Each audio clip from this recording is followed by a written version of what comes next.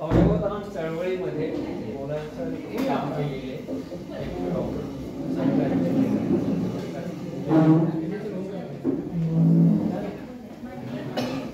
जिवलग सेवा नमस्कार. जिवलग सेवाभावी संस्थेच्या सर्व सभासदांचं मी डॉक्टर वसंत सलीमचे आजच्या या सभेला स्वागत करतो.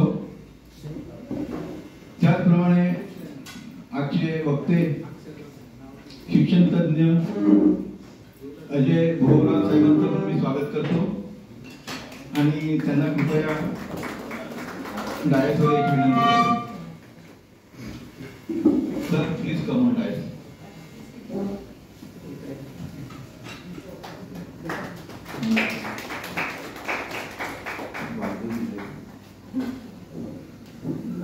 जिवलग सेवाभावी संस्थेच्या सभासदांनी आपले वाढदिवस साजरे केले.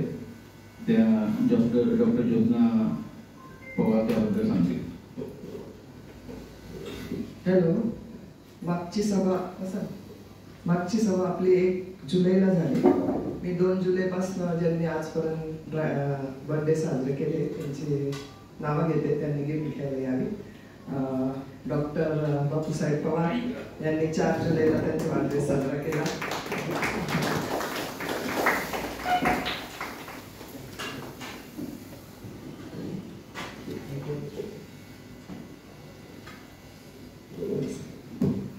मधुभाऊ पटांगले यांनी सुद्धा 4 जुलैला त्यांचा वाढदिवस साजरा केला.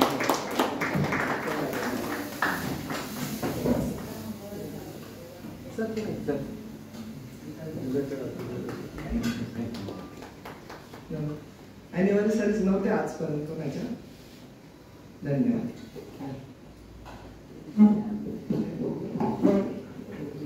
मित्रांनो, दिनांक 8 जुलै रोजी नाशिकचे प्रतिष्ठित डॉक्टर भाऊसाहेब मोरे यांचे निधन झाले. डॉक्टर भाऊसाहेब मोरे हे अवयवदान चळवळीचे समर्थक, प्रचारक व प्रणेते होते. त्यांनी डॉक्टर वसंतराव पवार वैद्यकीय महाविद्यालय नाशिक येथे ध्येयदान केले आहे. मी आपल्या सर्वांतर्फे त्यांना श्रद्धांजली अर्पण करतो. परमेश्वर मुलांना शांती देव. जिवलग सेवाभावी संस्थेतर्फे श्रद्धांजली.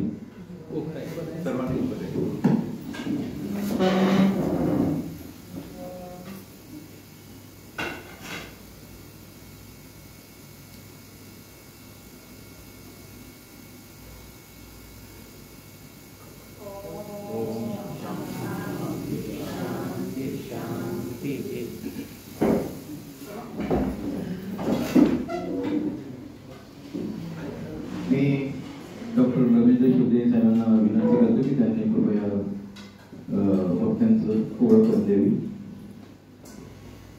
बंद करा.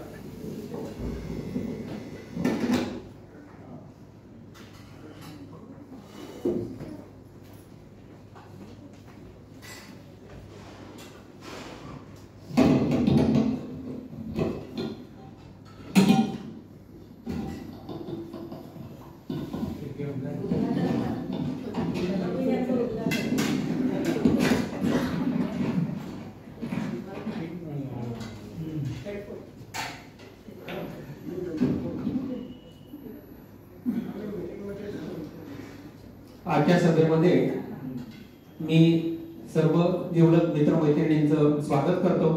त्याचप्रमाणे आपले आजचे व्याख्याते श्री अजयजी बोहरा यांचंही हार्दिक स्वागत करतो आणि इथे उपस्थित राहिलेले त्यांचे स्टाफ मेंबर श्री लचके आणि श्री कोकणे, तसेच आमचे अतिशय जवळच्या संबंधातले प्रोफेसर श्रीकांतजी जाधव इथे उपस्थित आहेत. ह्या सर्वांचं मी मनपूर्वक स्वागत करतो. मित्रांनो, आजचे हे व्याख्याते आहेत त्यांची ओळख करून देताना मला विशेष आनंद होत आहे.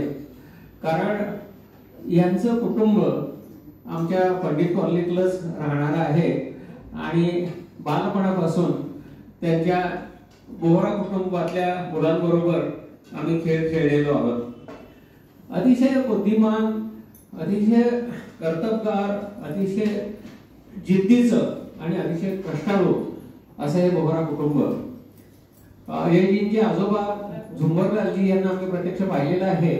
त्यांचं वय झालेलं होतं 75-80 तरी ते पंडित कॉलनी पासून म्हसरूळ पर्यंत रोज पायी जायचे आणि तिथे किराणा दुकान चालवायचे.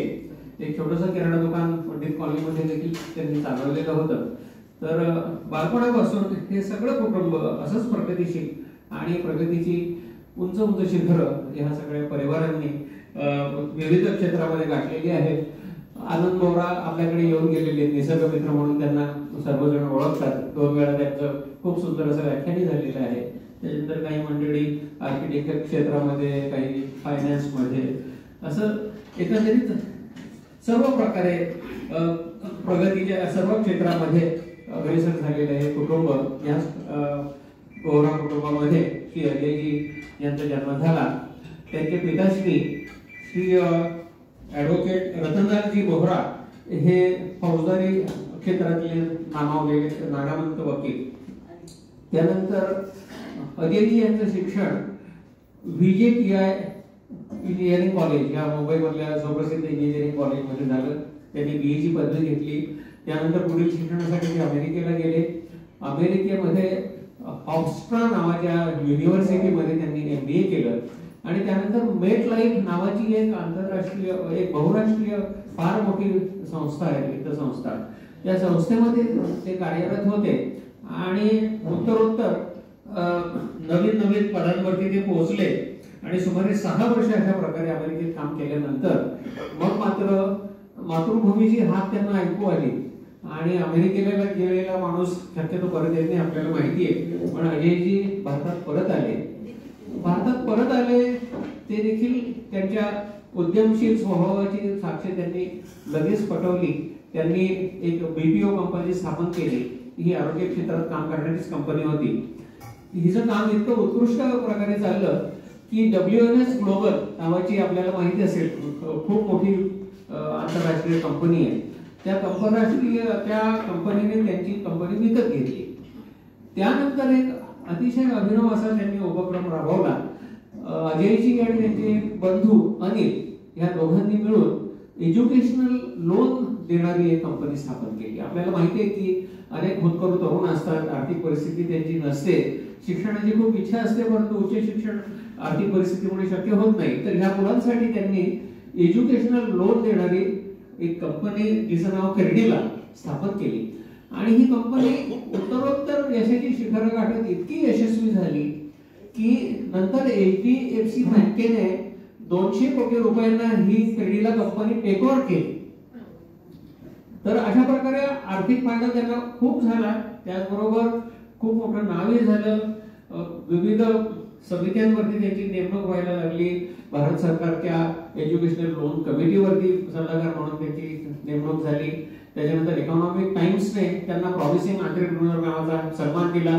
त्याच्यानंतर नागपूरची IIIT म्हणजे इन्फॉर्मेशन टेक्नॉलॉजी जी इन्स्टिट्यूट आहे तिथे ते बोर्ड ऑफ डायरेक्टर्स वरती त्यांचा समावेश झाला.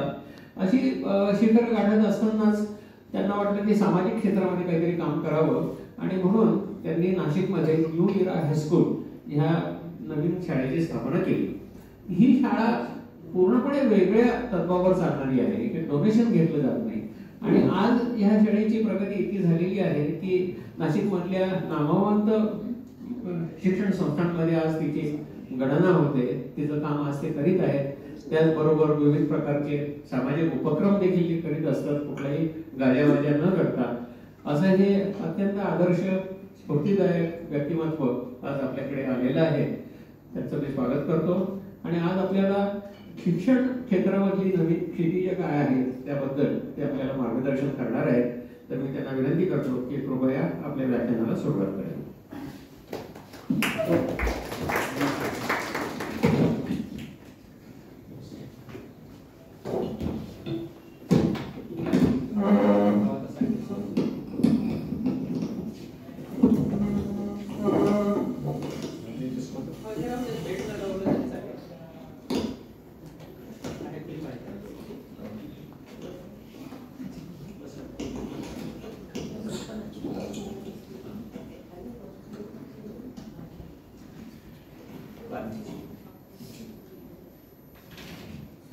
हाय, गुड आफ्टरनून एव्हरीवन.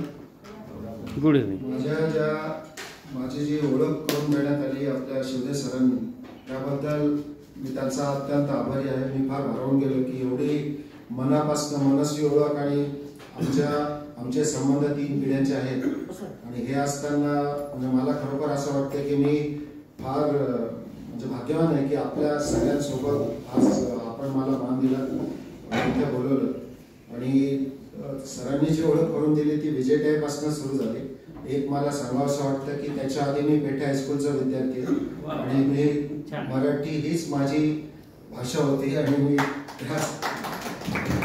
त्यामध्येच मी बोर्डात येण्याचा मला त्यावेळेस सन्मान मिळाला होता. तर त्यामुळे मराठीत मला फार वर्षानंतर बोलतोय, माझ्या काही चुका झाल्या तर माफ करा प्लीज. सो आपण म्हणजे आजचा जो विषय आहे की शिक्षणाची नवीन क्षितिज, तर त्याच्यात जर आपण थोडा विचार केला की आता म्हणजे कार्यक्रम सुरू होण्याच्या आधी मला संधी मिळाली आपल्यापैकी काहींची हितगुज करण्याची. आणि आपलं सगळ्यांचं जे प्रोफाईल आहे म्हणजे DRDO मध्ये आहेत, एक डॉक्टर्स भरपूर आहेत, इंजिनियर्स आहेत, म्हणजे आमचे काका डॉक्टर पाटील साहेब ते पण आहेत, मॅडम पण आहेत, नंतर CCOMचे पदाधिकारी आहेत, म्हणजे आपण सगळेजण प्रोफेशनल आहात. तर आम्ही ज्यावेळेस अभिषेकजी मनू सिंघवी त्यांना एका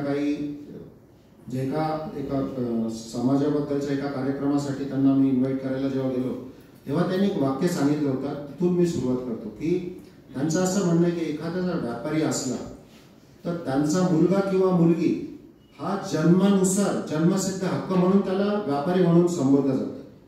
पण आपल्यासारखे जे प्रोफेशनल्स आहेत, आपल्या मुलांना जोपर्यंत सर्टिफिकेशन मिळत नाही, म्हणजे जर तो डॉक्टर असेल तर जोपर्यंत तो डॉक्टरची परीक्षा पास होत नाही किंवा वकील असल्यानंतर बार काउन्सिल पास होत नाही किंवा CA असल्यावर जोपर्यंत ते सर्टिफिकेशन त्याला मिळत नाही तोपर्यंत प्रोफेशनलचा मुलगा हा प्रोफेशनल म्हणून गणला जात नाही.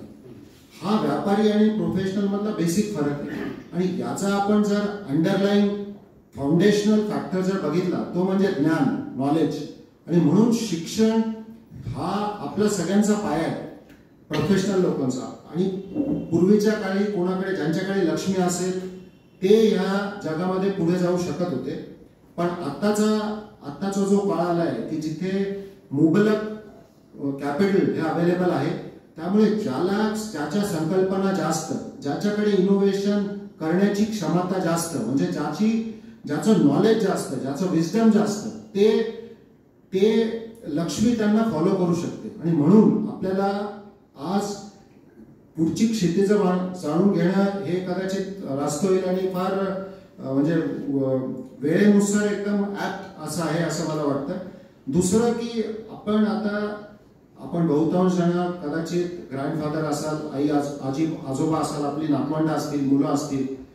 आपण जेव्हा जगाकडे बघतो की सगळेजण डिग्री घेत आहेत, पण पुढे काय, आणि आजची डिग्री ही उद्या किती रेलेव्हंट असेल, त्याचा किती भाग हा म्हणजे आउटडेटेड झालेला असेल, ही चिंता आपल्या सगळ्यांनाच सतावते. आणि त्याची आपण या हितगुजामध्ये काही त्याची उत्तरं शोधण्याचा आपण प्रयत्न करणार आहोत. त्याच्या आधी एक म्हणजे शिवदे सरांनी थोडक्यात त्याचा उल्लेख केला, पण आपलं जे मी एक अभिमानाने असं सांगावंसं वाटतं की नाशिक हे जे शहर आहे, इथूनच जी HDFC क्रेडिला, जी अनिल माझा भाऊ आणि आम्ही जी भारतातली एज्युकेशन लोन देणारी पहिली वित्तीय संस्था नाशिक मधून सुरू झाली. आणि मी याच्यात 4 मिनिटाचा एक व्हिडिओ आहे, त्याच्या 4 मिनिटाचा एक व्हिडिओ आपल्या परवानगीने मी प्ले करू इच्छितो. त्याची 2-3 कारण आहेत. एक म्हणजे उच्च शिक्षण जर घ्यायचं असलं, इच्छा म्हणजे असं कोणीच नसेल की ज्याला शिक्षण घेण्याची इच्छा नाहीये, पण जी गाडी अडते ती त्याला फायनान्स कुठून मिळेल, फंडिंग कुठून मिळेल, तर क्रेडिला ही संस्था भारतातली प्रायव्हेट एज्युकेशन लोन देणारी फर्स्ट NBFC होती. आणि 2019 सालापर्यंत आम्ही ती चालवली. ती 10,000 कोटी डिस्बर्स करून became the largest private education loan lender of India. आणि त्याची जी 4 मिनिटांमधली जी समरी आहे, आणि त्याच्या अजून एक अभिमानाची गोष्ट अशी की नाशिकचं जे ऑफिस आहे, प्रत्येक एव्हरी रुपी गॉट डिस्बर्स, म्हणजे प्रत्येक अप्रुव्हल आणि बँकेत जी अमाऊंट विद्यार्थ्यांच्या अकाउंटला गेली ती नाशिक मधून गेली. आता आम्ही म्हणजे 19 साली आम्ही तिथनं बाहेर पडलो, एक्झिट केलं. सध्या आता 40,000 कोटी त्या कंपनीनी डिस्बर्स केलेले आहेत आणि सगळ्या डिस्बर्समेंट ह्या नाशिकहून झालेल्या आहेत. ही फार मोठी अभिमानाची गोष्ट आहे. आपल्या परवानगीने फक्त 4 मिनिटाचा तो व्हिडिओ प्ले करतो. What happen, how was the story. All office in Nashik to pioneering private education loan industry and becoming the largest private education loan lender of India, worth over $1.15 billion. This is the remarkable story of HDFC Credila. Founded by brothers Ajay and Anil Bohra in 2006, Credila didn't just build a business. They created an entire industry and helped thousands of Indian students pursue their dreams abroad. The spark came from an unexpected place. In 2006, Ajay Bohra was attending a structured finance event in Boca Raton, Florida, when he stumbled into an education loan session. What he heard was mind-blowing. The U.S. education loan market was worth $700 billion, while India, with 4 times the population, had barely $10 billion in education loans combined across all lenders. That night, Ajay couldn't sleep. He realized this was a massive unsolved problem, one he knew personally. His family could not find a bank that had an education loan product to give loans for his MBA in the United States of America. But the Bohra brothers didn't jump in blindly. Before dispersing their first loan, they spent 2 years conducting a comprehensive 400 crore loan level data analysis. They approached the Ministry of Finance, the Indian Banks Association, and collected data from banks across Maharashtra, Karnataka, and Delhi. What they discovered was eye-opening. Despite having collateral, non-performing assets were 5 to 6%. Banks had no updated contact details, no understanding of courses or universities abroad. The industry was completely unorganized and seasonal. Banks couldn't dedicate teams to a business that happened only 30 to 120 days a year. Armed with these insights, they launched Credila from Nashik in 2006, received their RBI license in 2007, and made their first disbursement in 2008. Their strategic approach attracted Merrill Lynch as their first investor, taking a 40% stake. The brothers proved that being in a Tier 2 city was actually an advantage. Their rent in Nashik was just 30 rupees per square foot versus 120 rupees in Mumbai's Andheri. Lower operational costs meant they could offer better rates to students while building a sustainable business. They maintained their base in Nashik while expanding offices across India, from Mumbai to Chennai, Delhi to Bangalore. Then came 2008. The global financial crisis hit, and Merrill Lynch was acquired by Bank of America overnight. But what seemed like a setback became Credila's biggest break. HDFC Limited stepped in, acquiring the stake and becoming their strategic partner. HDFC brought corporate governance, lending expertise, and unmatched credibility. Under mentorship of leaders like Deepak Parekh, V.S. Rangan, Renu Sood Karnad, and Keki Mistry, the founders learned precision and attention to detail that would become Credila's hallmark. This partnership provided the foundation for unprecedented scale and trust in the market. Under HDFC's guidance, Credila pioneered several industry-first innovations. They introduced pre-approved loans, breaking the chicken and egg problem, where universities demanded proof of funds before admission, and banks demanded admission letters before loans. Customer feedback drove every innovation. When a brilliant engineering student couldn't get a loan because his father had passed away and he had no collateral, Credila created unsecured loan products. They launched unsecured loans up to 30 to 40 lakhs, now extended to 1 crore, and streamlined multi-location documentation to make the process seamless for families. In December 2019, the Bohra brothers exited Credila at a valuation of 4,330 crores. That's $600 million. Their 9.12% fully diluted stake was worth 395 crores, delivering exceptional returns to founders who started with a simple observation about market potential. But the story didn't end there. Today, Credila has grown to over 40,000 crores balance sheet and continues to be a market leader, having enabled thousands of students to pursue higher education abroad. Perhaps Credila's greatest achievement isn't financial, it's the ecosystem they created. Like the PayPal mafia in Silicon Valley, there's now a Credila mafia across India's education loan industry. Credila could pioneer the private education loan industry in India because of the most passionate and driven professionals who believed in the vision of transforming lives and building the nation. Former Credila employees now run education loan companies across the country. The brothers achieved their vision to pioneer the private education loan industry and create leaders who would build the entire ecosystem. Today, there's barely an education loan NBFC in India without a Credila alumnus. From identifying a market gap to building an industry, from Nashik to nationwide, HDFC Credilla's story proves that with the right vision, strategic partnerships, and relentless execution, Indian entrepreneurs can create lasting impact at scale. 3 cheers for Team Credilla.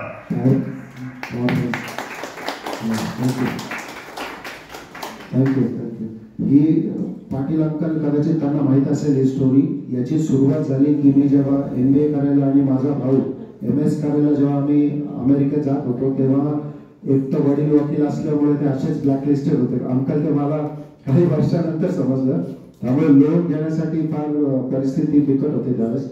आणि त्याच्यामुळे पण हे जेव्हा क्रेडिला एवढ्या मुलांना जवळजवळ आतापर्यंत 2 लाख विद्यार्थ्यांना लोन देऊन त्यांना त्यांचे ड्रीम्स अचीव करण्यासाठी जे एनेबलिंग त्याचा रोल राहिलेला आहे that has been very fulfilling to me personally. I think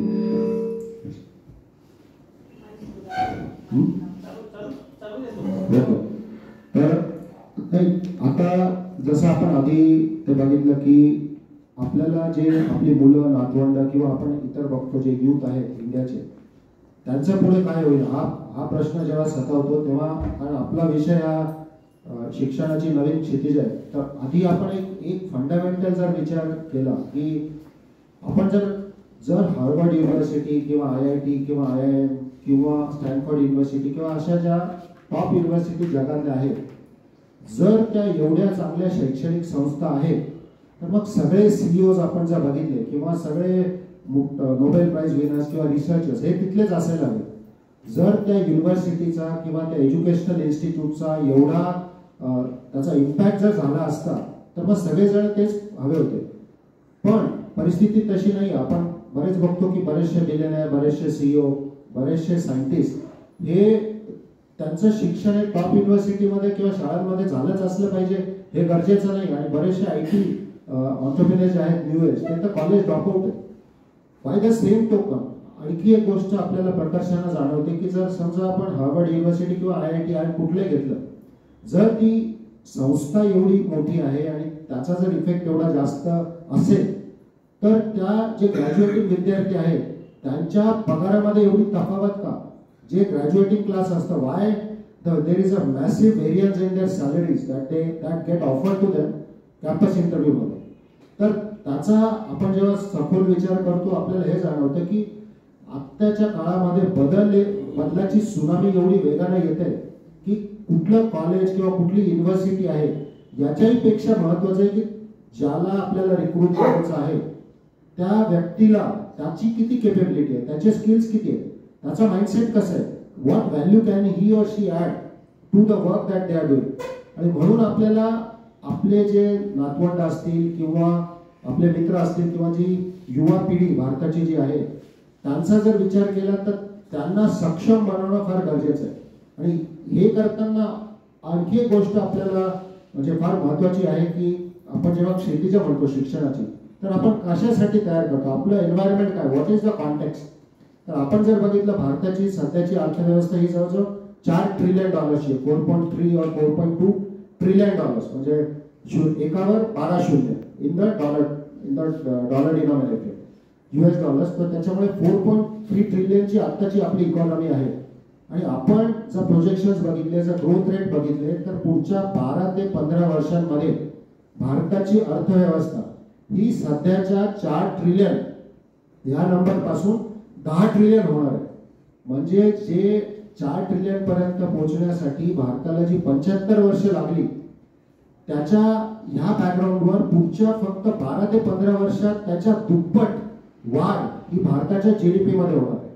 याचा अर्थ असा की आत्ताची जी युवा पिढी आहे जी आता शिक्षण घेत आहेत किंवा घेण्यात त्यांनी नुकतंच चालू केलंय त्यांना जर $7 ट्रिलियन इकॉनॉमीमध्ये कॉन्ट्रीब्यूट करायचं असेल तर त्यांना फ्युचर रेडी होणं गरजेचं आहे.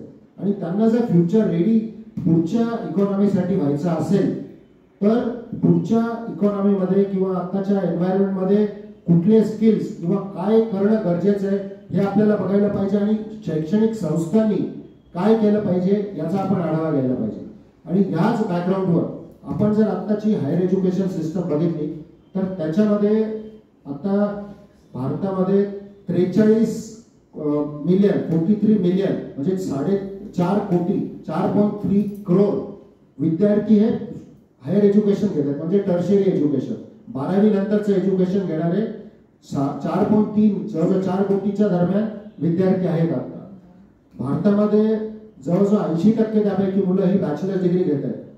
1114 युनिव्हर्सिटीज भारतात आहेत. आणि आपण जर बघितलं की कॉलेजेस किती आहेत, तर भारताची शैक्षणिक प्रणाली किंवा आपलं academic infrastructure is one of the largest in the world. 50,000 colleges भारतामध्ये आहेत. म्हणजे स्केलमध्ये जर आपण बघितलं तर 43 मिलियन हे काही काही देशांचं पूर्ण पॉप्युलेशन आहे. आपलं फक्त विद्यार्थी हायर एज्युकेशन मध्ये, पण हा स्केल फक्त हायर एज्युकेशन पर्यंत थांबत नाही.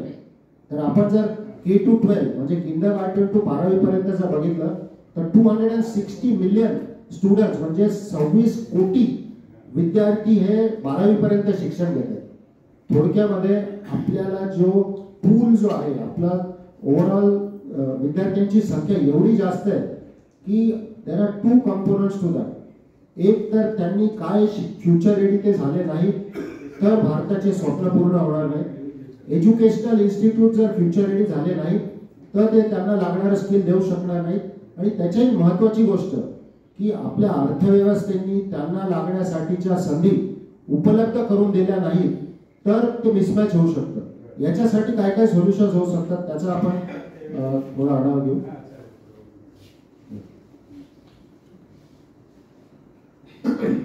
आता म्हणजे त्याच्यात मला एक महत्वाची गोष्ट अशी वाटते की आपण म्हणजे नो मॅटर व्हॉट हॅपन्स आपण जनरेटिव्ह AI आपल्यापैकी ChatGPT यूज करत असाल काही किंवा त्याच्याबद्दल ऐकलं असेल.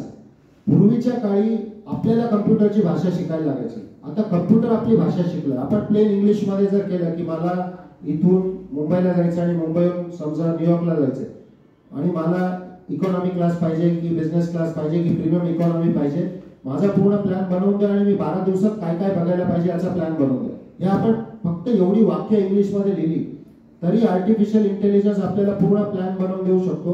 आणि AI एजंट त्याच्या पुढची एक स्टेप की आपले प्रतिबिंब डिजिटल क्लोन हे म्हणजे डिजिटल एजंट हे तर ऍक्शन घेऊ शकतात. आपलं तिकीट बुक करण्यासाठी आपल्या अकाउंट मधून पेमेंट देऊ शकतात, कुठलं हॉटेल पाहिजे ते निगोशिएट करू शकतात. जर असा काळ आलेला आहे की where machines are able to do what the humans have been doing, म्हणजे माणसं आपण म्हणजे ह्युमन बिईंग मनुष्य जे करत होता ते आता जर मशीन्स करायला लागले तर मग माणसाने नेमकं करायचं काय हा प्रश्न आपल्या पुढे येतो. तर याच्यामध्ये जर आपण अंडरलाईन बघितलं की आर्टिफिशियल इंटेलिजन्स याचा जो वर्ड आर्टिफिशियल आहे म्हणजे कृत्रिम बुद्धिमत्ता, दॅट वर्ड आर्टिफिशियल मीन्स की बुद्धिमत्ता ही माणसांनीच humans have created the knowledge and the machines are only representing that. They are connecting the dots and reformatting it and presenting it to us. याचा अर्थ पुढच्या काळामध्ये जरी नवीन नॉलेज जर क्रिएट करायचं असेल तर ते ह्युमन्सच करू शकतील. मशीन्स त्याला फक्त अनालाइज करून प्रेझेंट करू शकतील किंवा नवीन ज्ञान क्रिएट करू शकतील, पण त्याचा जो गाभा त्याचा जो फाउंडेशन आहे that has to be created by humans.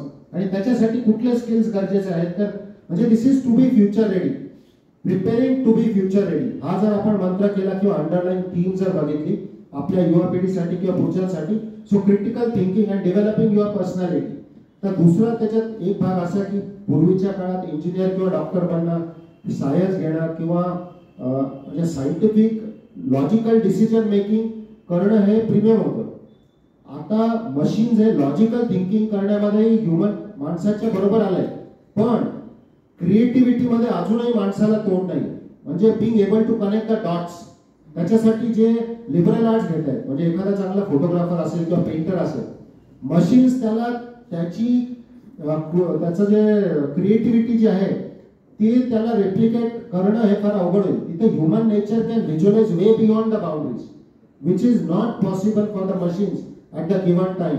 त्याच्यामुळे ते जर स्किल्स मुलांनी अक्वायर केले then it could be very useful. अजून एक गोष्ट की आधी आपण जर पूर्वीच्या काळी जर बघितलं जो कॉन्टेक्स्ट होता की जर एखाद्याने डिग्री घेतली तर त्याच्यावर तो 10, 20, 30, 40, 50 वर्ष त्याच्यावर काढू शकत होता, स्वतःचा उदरनिर्वाह तो करू शकत होता. आजकालच्या काळामध्ये डिस्ट्रप्शन एवढे जास्त आले की जर डॉक्टर्सच्या ऐवजी आपण जर दोन उदाहरणं घेतली, एक डॉक्टर आहे आणि एक AI असिस्टेड डॉक्टर, म्हणजे एक MD सपोज मेडिसिन और एनी स्पेशलिस्ट, ते स्वतः त्यांच्या ज्ञानावर प्रिस्क्रिप्शन करतायत आणि डायग्नोसिस करतायत आणि ट्रीट करतायत. अदर पर्सन त्यांच्यापेक्षा 30 वर्षापेक्षा कमी अनुभव असलेला, but he has artificial intelligence to assist the decision making, diagnosis and treatment. There is a, म्हणजे हे तर स्टॅटिस्टिक्सनी किंवा आपल्याला रिसर्चर्स दाखवत आहेत की अॅक्युरसी ऑफ मशीन म्हणजे AI assisted treatments and decision making are getting more accurate.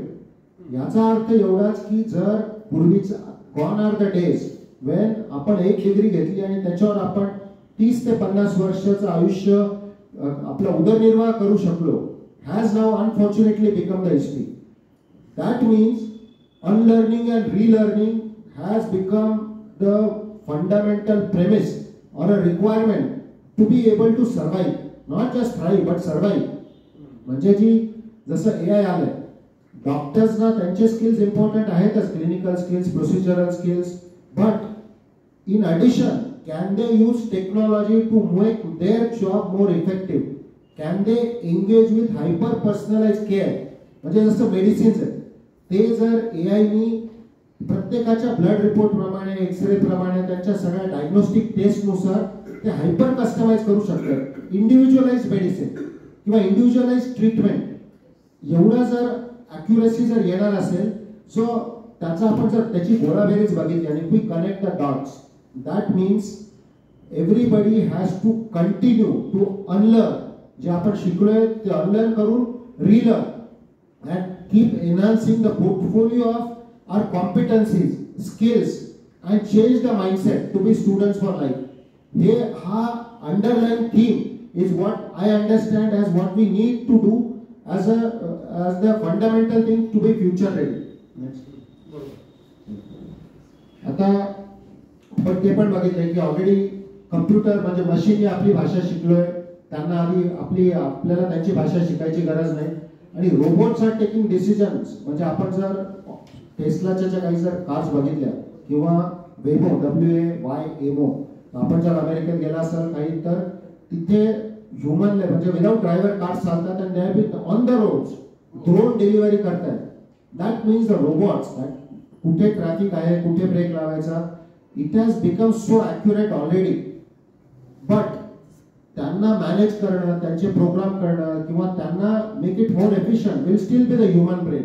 Therefore creativity म्हणजे आपल्याकडे टेक्निकल स्किल्स असणं ही कदाचित पूर्वीचे आपले क्रिटिकल स्किल्स होते, आता क्रिएटिव्हिटी असणं अँड अनरिलेटेड इंडस्ट्रीमधनं इनपुट्स घेणं. सो फर्स्ट आहे स्कॅन द एन्व्हायरमेंट. म्हणजे आपल्याला फ्युचर रेडी होण्यासाठी प्रोफेशनलला काय असणं गरजेचं आहे? स्कॅन द एन्व्हायरमेंट, की आपल्या क्षेत्राच्या व्यतिरिक्त बाकी क्षेत्रांमध्ये काय चाललंय. कारण मेडिकल जर फील्ड बघितलं, इंजिनिअरिंग, आर्किटेक्चर, फायनान्स, AI हा त्यांचा करिक्युलम मध्ये कधीच नव्हता आणि असू पण शकत नाही. Technology was not a part of their curriculum, even लॉयर्ससाठी.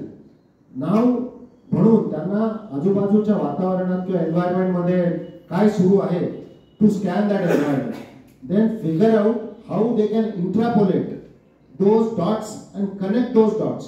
म्हणजे बाहेर जे इनोव्हेशन सुरू आहे आपल्याशी अनरिलेटेड सेक्टरमध्ये, तिथनं आपण काय शिकू शकतो, त्यातल्या कुठल्या गोष्टी आपण उपयोग त्याचा करू शकतो, and how can we be better professional for customer experience, for critical care, for hyper personalize solutions is the new trend that is coming along.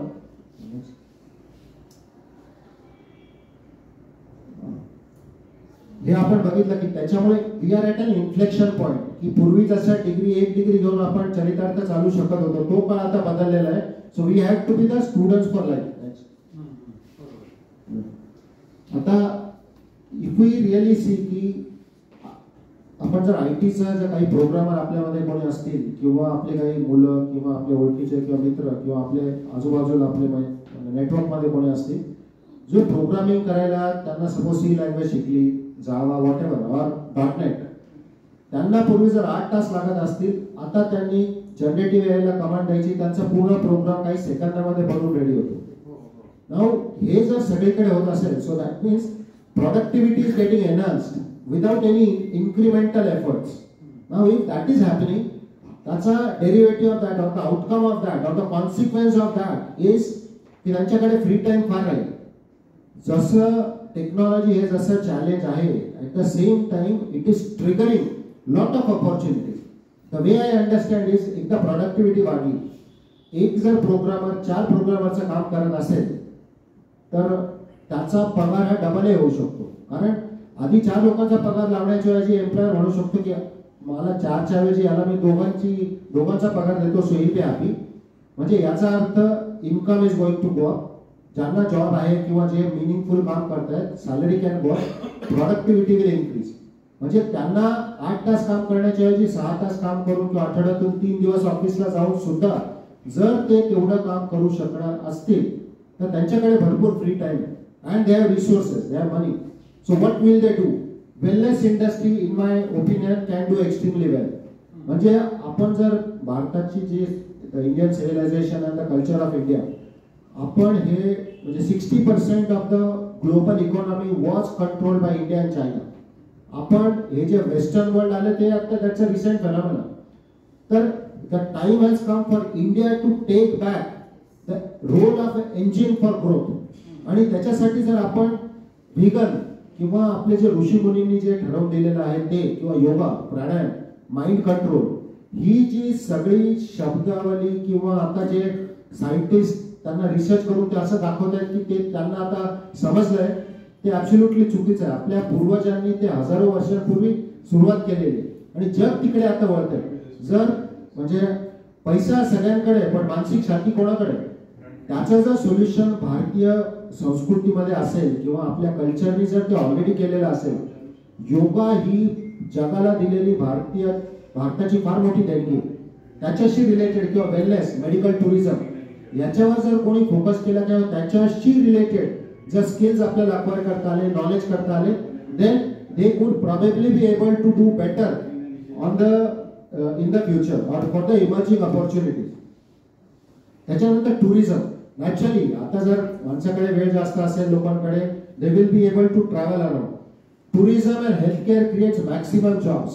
म्हणजे आपण जर बघितलं एक hospital, lots of doctors here, तर म्हणजे दे आर जॉब क्रिएटर्स. तसंच एखादं hotel असेल, it takes so many people, it create so much of employment and they will do extremely good. Plus drone related आता आपण, because artificial intelligence and robotics they are going hand in hand. Robot म्हणजे 3 elements. What can, even the taxi is a robot. Autonomous taxi is a robot. Why? Because it has to do 3 things. It has to scan the environment, take a decision and take action. हे 3 component जे करतात त्याचा काळ आता आलेला आहे. आपण जर Amazonच्या डिलिव्हरी सर्व्हिसेस बघितल्या, आपण त्यांना ऑर्डर द्यायची, ते ड्रोन पाठवतात. प्रत्येक घराच्या एका किंवा सोसायटीवर एक स्पॉट असतो, तिथे ते ड्रोन डिलिव्हरी करतात आणि ते परत जातात. आपण गच्चीवरनं किंवा जिथे तो स्पॉट केला असेल तिथनं ते पिक करायचं. हे ऑलरेडी होत आहे. देअरफोर, आणि हे वाढतच जाणार आहे. Aerial vehicles, unmanned aerial vehicles, AV, that is become a massive industry. आणि त्याच्यामध्ये जर कोणी अभ्यास केला त्याचा, they can do lot of innovations in India and abroad. Even आपण काही जे वॉर्स आता जगामध्ये होत आहेत, including the war that India was involved in, त्याच्यामध्ये पण ड्रोनचा आपण किती मोठा उपयोग झालेला बघतो. म्हणजे तो विध्वंसक होता की नव्हता हा वेगळा प्रश्न आहे, पण ड्रोनची utility has been underscored across industries. त्याच्यानंतर रोबोट.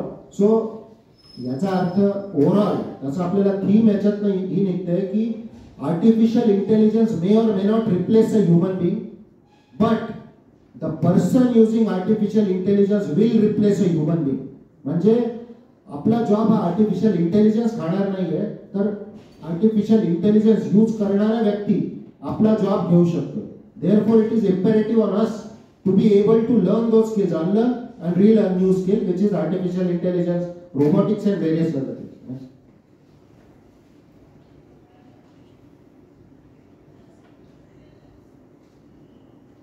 आपण जर आता एक ग्राउंड रियालिटी, म्हणजे अनफॉर्च्युनेटली द रियालिटी इज, आपण हे सगळं नॉलेज घेतलं, आपले विद्यार्थी बाहेर पडतात. इंजिनिअरिंग कॉलेजच्या 30 ते 40% जागा या रिकाम्या राहतात. इंजिनिअरिंग झाल्यानंतर 40 ते 50%, आणि हे एकदम म्हणजे कन्झर्वेटिव्ह एस्टिमेट आहे की त्यांना अजूनही नोकऱ्या मिळत नाही. Unemployed youth that number is massive. So हा कॉन्टेक्स्ट असताना जर ऑटोमेशन होत असेल तर प्रेशर उलट अजून जास्त वाढणार. So whether employability is the issue और एम्प्लॉयमेंट इज द इश्यू, याचं आपल्याला उत्तर शोधणं फार गरजेचं आहे. आणि त्याचं उत्तर शोधणं एकदम म्हणजे urgent at the policy making level is extremely urgent. कारण तो नाहीतर टाइम बॉम्ब होऊ शकतो. कारण जर एवढे आपण खर्च केल्या शिक्षणासाठी, एवढे आपण फ्युचर रेडी झालेलो आहोत आणि जर संधीच उपलब्ध नसल्या तर मग परिस्थिती अवघड होते. त्याच्यासाठी काय next one. So I have thought of some solutions for that. Next म्हणजे एक तर वरची याचं दुसरं असं की आधी जो पे बॅक पिरियड होता, म्हणजे जर एखाद्याने डिग्री घेतली समजा 30 लाख रुपये खर्च झाला तर त्याला 10 वर्षामध्ये ती रिकव्हरी होऊ शकत होती. Pay back period of the cost of education. आता ते 10-20 वर्ष जर होणार असेल तर it is not sustainable. So the first thing is educational इन्स्टिट्यूटनी काय करायला पाहिजे. They need to be future ready. त्याच्यामध्ये पूर्वीच्या काळी जी फी होती, असं even somebody going to the US 1 कोटीच्या वर खर्च येतो. Will they be able to recover that money? It will take them such a long time. Number 1. Number 2, आता 2 वर्षाच्या डिग्री किंवा 4 वर्षाच्या डिग्रीमध्ये जे ते शिकून आलेले आहे ते 10 वर्षानंतर 5 वर्षानंतर रेलेव्हंट असेलच याची काही guarantee. On the contrary 30-40% can be obsolete. म्हणजे जो हाफ लाईफ पिरियड आपण म्हणतो की त्याच्यापैकी किती नॉलेज, किती टक्के, 50% नॉलेज किती काळामध्ये ते इररेलेव्हंट होते और ऑब्सोलीट होते और लेस रेलेव्हंट होते. That number is increasing. तो नंबर वाढत असल्यामुळे एज्युकेशनल इन्स्टिट्यूटला they need to reinvent and reorient themselves. म्हणजे काय की पूर्वीच्या काळी फक्त डिग्री घेणं आणि फी देणं, that model in my opinion has been disrupted. The model that has to happen is education as a service, as a subscription model. म्हणजे काय की इन्स्टिट्यूट समजा if you are a student of a particular college, ते तुम्हाला सांगतील की तुमची डिग्रीची fee समजा 2 लाख 5 लाख अँड तुम्हाला पुढच्या 10 वर्षांसाठी subscription you pay let's say 20,000 a year आणि तुम्ही केव्हा इथे येऊ शकतात आणि ॲट द रेलेव्हंट टाइम त्या वेळेस रेलेव्हंट असणारे स्किल्स आणि नॉलेज आमच्या फॅकल्टी तुम्हाला शिकवतील. त्याचा अर्थ असा की फॅकल्टी जसं इन्स्टिट्यूशनचं मॉडेल ऑफ डिलिव्हरी ते चेंज करणं गरजेचं आहे, तसंच फॅकल्टीला पण अनलर्न अँड रिलर्न करणं गरजेचं आहे. So that they can prepare their alumni as the regular students for to be future ready. म्हणजे कॉलेजमध्ये ते परत त्यांना यावं लागणार आहे विद्यार्थ्यांना.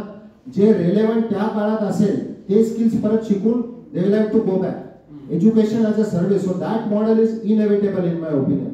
दुसरं, आपण जर IIT, IIM किंवा जे इंजिनिअरिंग कॉलेजेस, एज्युकेशनल इन्स्टिट्यूट त्यांच्या जर जागा बघितल्या, IIT Mumbai 600 acre, IIM Bangalore about 600 or 400 acres, Chennai may be 1000 acres, IIT Chennai 1000 acres.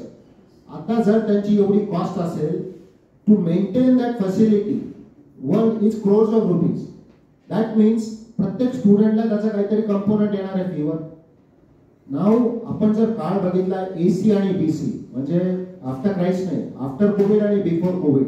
Before कोविडच्या काळात मे बी दॅट्स ट्रू, पण कोविडने आपल्याला हे शिकवलंय की hybrid mode of working, hybrid mode of functioning, online offline.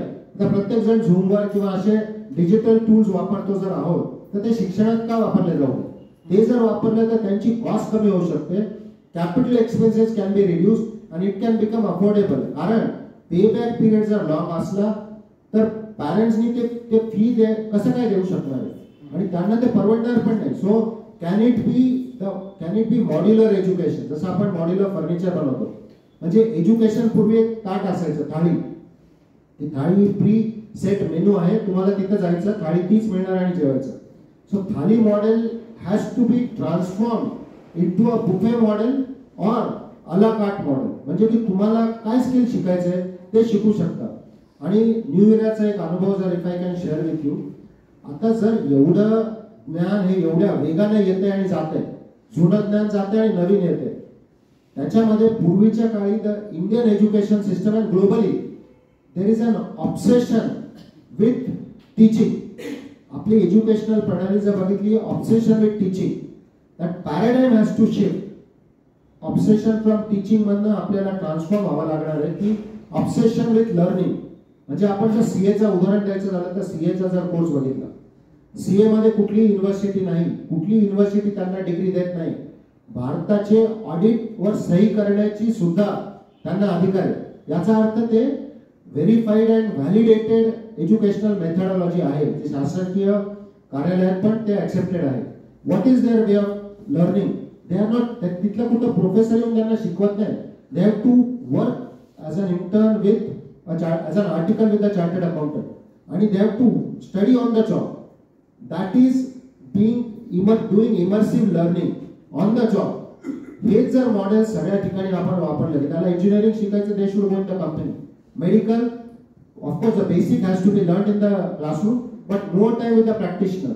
Those models have to evolve across the board, not as a choice but as a compulsion. आणि ते जे करतील, only those educational institute can continue to be future ready. Next. Next. Next.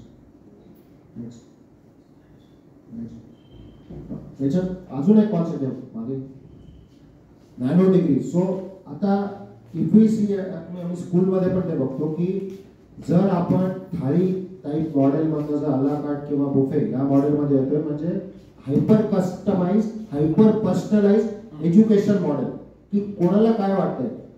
The same token there is another mega trend which is coming in, which is की जर जे student आहे, पूर्वीच्या traditional model is the faculty will come and deliver the content, बरोबर. म्हणजे आपण professor येत आहेत, ते शिकवत आहेत, so it's a one way traffic.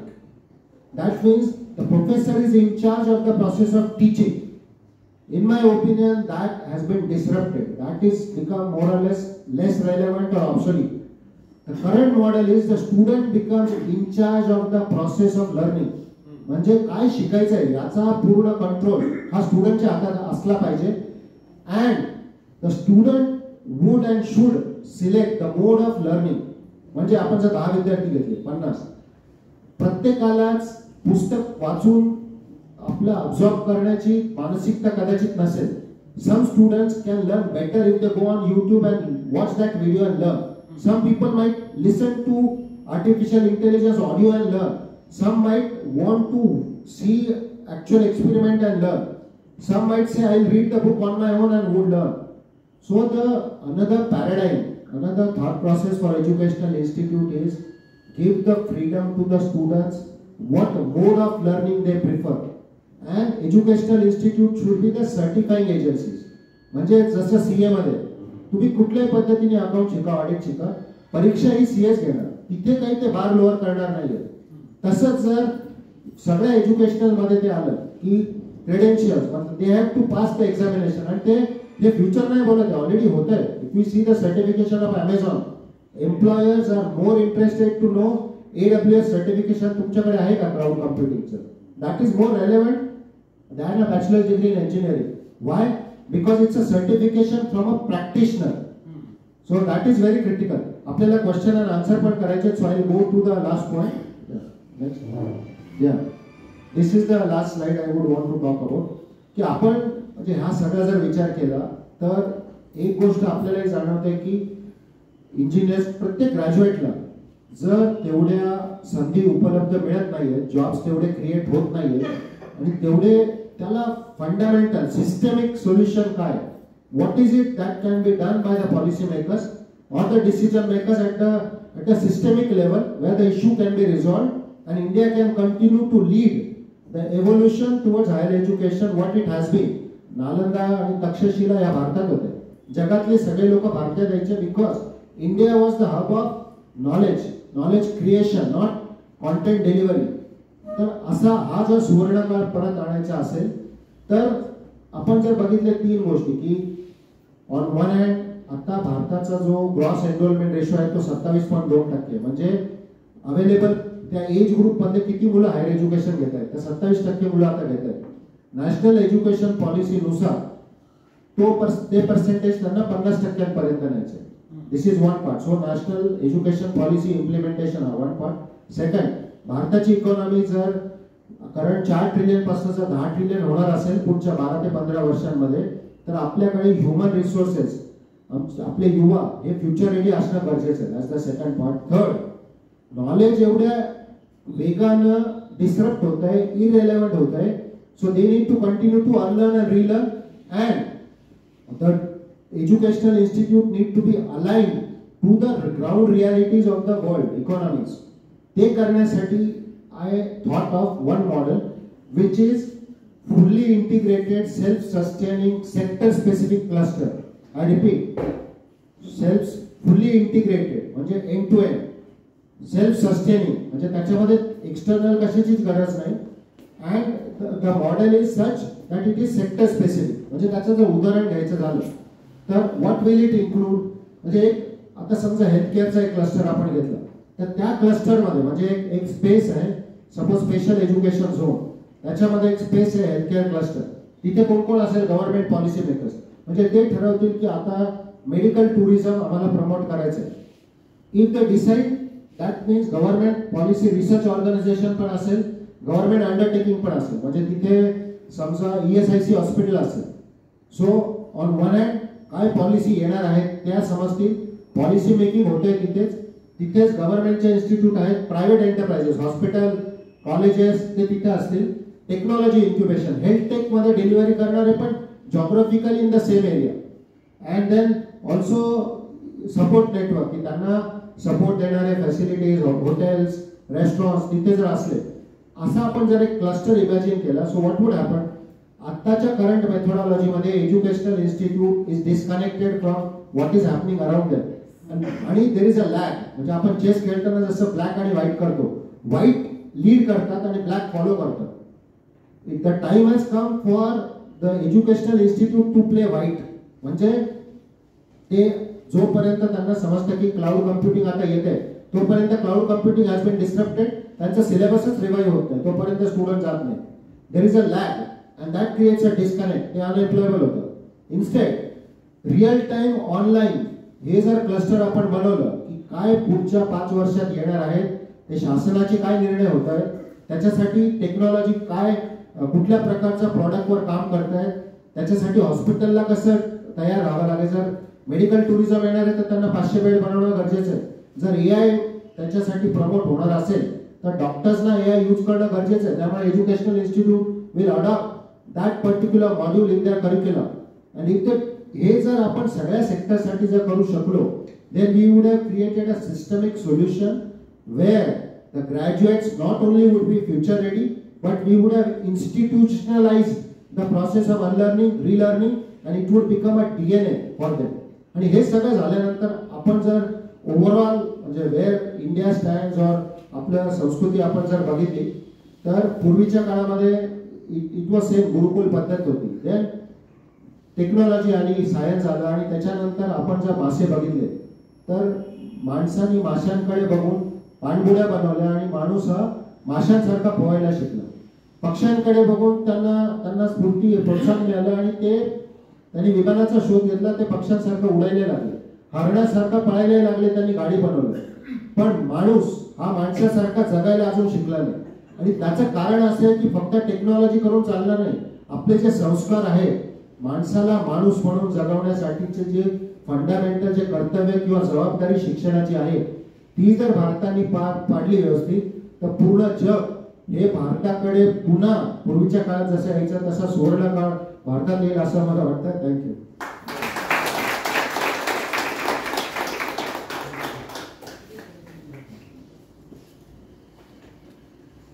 प्रश्नोत्तर घ्यायचे सर? हो, कोणाला काही प्रश्न विचारायचे विचारा. बोराजी एक क्षेत्रात काम करतात आणि त्यांनी फार छान प्रेझेंटेशन दिलं. भारतामध्ये India is full of abundant resources. म्हणजे आपल्याकडं भरपूर नद्या आहेत, डोंगर आहेत, जंगलं आहेत. पण सगळ्यात महत्त्वाचं म्हणजे आपल्याकडे ह्युमन रिसोर्सेस आहेत. 144 कोटी जनता आहे. आणि बोराजींनी सांगितलं 27 कोटी पोस्ट ग्रॅज्युएशन आहे. म्हणजे our country can be knowledge based power in the world.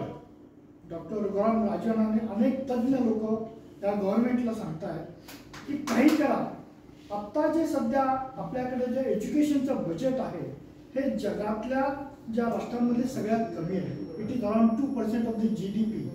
It should be minimum 5 to 12%. म्हणजे अनेक जे डेव्हलपिंग राष्ट्र आहेत, म्हणजे आफ्रिकन राष्ट्र असतो, रशियन राष्ट्र, तिथं on an average 7 to 10% GDP हे एज्युकेशनवरती खर्च होतं आणि आपल्याकडे इट इज नॉट इव्हन 2%. आपल्याकडे जसं बोराजींनी सांगितलं, ज्याप्रमाणे टेक्नॉलॉजी बदलते त्या वेगाने जर आपली सिस्टीम बदलली नाही, मग गव्हर्नन्स असो, पॉलिसी मेकिंग असो, तर मला वाटतं आपल्या देशाला फार भयंकर पुढे तरुण जनरेशनला कठीण प्रसंगाला जावं लागतं. मला चायनाचं आपण नेहमी आता उदाहरण घेतो की जगातल्या 100 विद्यापीठामध्ये 12 विद्यापीठं ही चीनची आहेत.